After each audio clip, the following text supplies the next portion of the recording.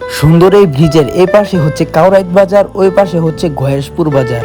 কোটি টাকা ব্যয় হয়েছে এই ব্রিজটি নির্মাণ করতে, অথচ অল্প একটু কাজের জন্যই সম্পূর্ণ ব্রিজটাই বৃথা। আপনারা যারা যারা চান এই ব্রিজটা সম্পূর্ণ নির্মাণ হোক এবং জনতা ভালোভাবে যেন যাতায়াত করতে পারে, তাহলে এই ভিডিওটা বেশি বেশি করে শেয়ার করে ছড়িয়ে দিন, যেন পৌঁছে যায় সরকারের কাছে এবং এই ব্রিজটা সম্পূর্ণ নির্মাণ হোক। এত সুন্দর একটা ব্রিজ কিন্তু হয়ে আছে একটি অদৃশ্য মৃত্যুপাত।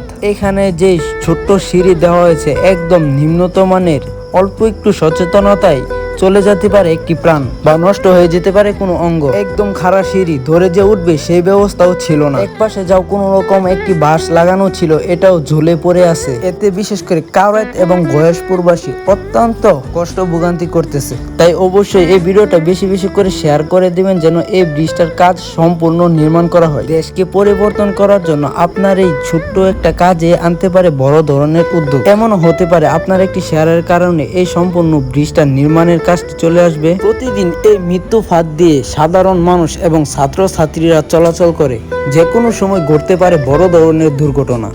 আমরা সাধারণ মানুষ হিসাবে আমাদের যতটুকু করার ছিল আমরা করার চেষ্টা করছি ইনশাল্লাহ। দুই সাইডে বাঁশ গেড়ে ধরার একটি ব্যবস্থা করে দিলাম, যেন আগের চেয়ে কিছুটা হলেও সতর্কভাবে যাতায়াত করতে পারে। আসুন আমরা সকলে এক হই এবং এই ব্রিজটা যেন সম্পূর্ণ নির্মাণ হয় এমন একটা উদ্যোগের ব্যবস্থা করি। বিশেষ করে অত্যন্ত আকুলের সহিত আবেদন জানাচ্ছি আমাদের গাজীপুর ৩ আসনের গরিবের বন্ধু অসহায়ের সাথী মাননীয় সংসদ সদস্য ডক্টর রফিকুল ইসলাম বাচ্চু স্যারের কাছে, যেন আমাদের এই ব্রিজটা সম্পূর্ণ নির্মাণ করা হয় এবং আমরা ভালোভাবে যাতায়াত করতে পারি।